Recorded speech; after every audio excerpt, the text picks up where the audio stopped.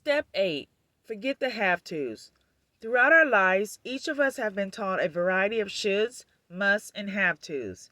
While some of these make a great deal of sense, stop on the red, go on the green, others are questionable.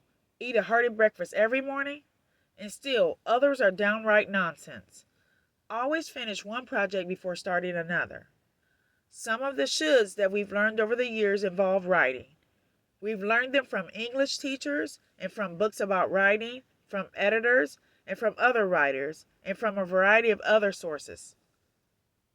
When it comes to the conventions of grammar, spelling, punctuation, and sentence structure, many of these shoulds and musts make sense. So do standards for preparing and submitting manuscripts to editors, which I'll discuss in details in steps 26 and 28. These conventions and standards, while arbitrary, serve to make reading and writing easier for everyone. But a great many of the shoulds, musts, and have-tos that relate to writing are actually quite useless. Often they reflect nothing more than the biases, preferences, or ignorance of people who advocate them. Sometimes they have been simply passed on, unquestioned from generation to generation. In other cases, they may be useful for some people, but useless and even counterproductive for others.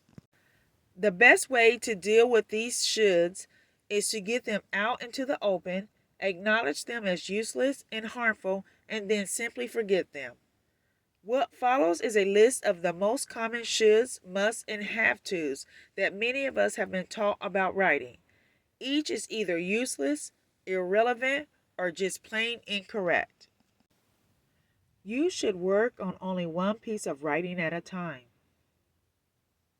You must write every day for a minimum amount of time every day. You must write a certain number of words or pages each day. If you're serious about writing, you must make it your top priority at all times. You must always stick to a strict writing schedule. You should have a separate room for writing. A writer must be unhappy, or lonely, cynical, 100% serious, neurotic, a little crazy, or downright nuts. If you wish to be published, you must do whatever the editor asks. You must be completely free from all distractions and interruptions to write well. You should stubbornly resist any editor's attempt to change your work. You must bare your soul in your writing and or write about the most personal and intimate details of your life. You must dress and act a certain way and or associate with certain people to be a successful writer. You have to know and or kowtow to the right people to be published. You should always write an outline before you begin your first draft. You must write your title first. You must write the various sections of your pieces in the same sequence in which they are to be read. You must know how your piece will end before you begin writing it. You must always write he or she, him or her, or his or her when referring to hypothetical people. You should always put the most exciting or important part of your piece at the very beginning so it will grab your readers. You must always begin each piece with something shocking or exciting, or else risk losing your reader. Always write a minimum of 2 or 3 or 4 or 5 drafts. The first draft will never be any good. You must keep each of your manuscripts circulating among editors until it is accepted for publication. If a manuscript is rejected, you should get it back out to another editor within 24 hours. To protect yourself against literary theft, you must register everything you write with the government copyright office, and or you must mail yourself a copy of each piece as soon as it's completed. You must put your social security number, a proper copyright notice, example, copyright 1993, Scott Edelstein, and the rights you wish to sell on the first page of each of your manuscripts. The only sane response to any of these pronouncements is a loud and empathetic no. None of them are universally true. Some may be useful or true for some writers and under certain circumstances. Many, the last 7 for example, are sheer baloney.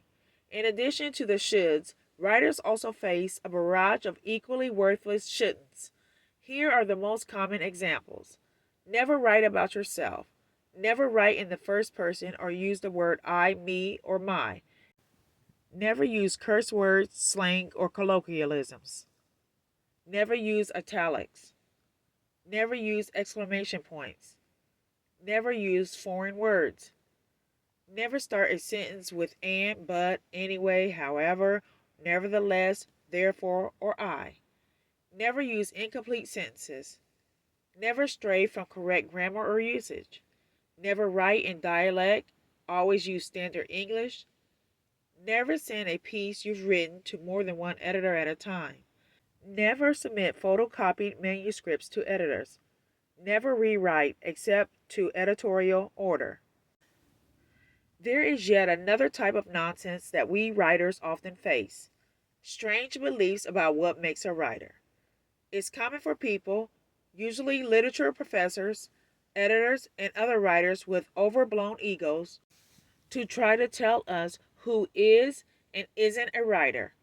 These folks like to proclaim that no one can legitimately call themselves a writer, or at least a real writer, unless they have done one of the following: written or published at least 2 or 3 or 10 or 20 books, had at least 2 or 5 or 50 pieces published, been writing for at least 2 years or 5 or 15 years, written at least 1,000,000 words, been writing full time or a certain number of hours per week for a particular number of weeks, worked in a variety of jobs, traveled and or had plenty of experience with the real world, read and studied the great works of Western literature, received a Master of Fine Arts degree in writing, suffered. All of these pronouncements are nothing less than absurd. If someone says that you must have published at least 5 books to be a writer, the odds are good that this person has himself published at least 5 books.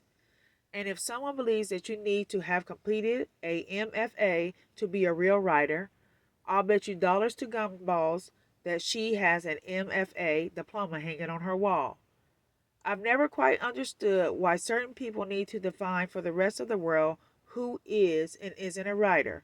After all, do you know anyone who spends their time explaining to the world which people deserve to be called real plumbers?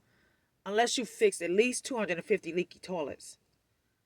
It ought to be obvious, at least it's obvious to me, that anyone who writes is a writer, just as anyone who rides a bicycle is a bicyclist, and anyone who golfs is a golfer.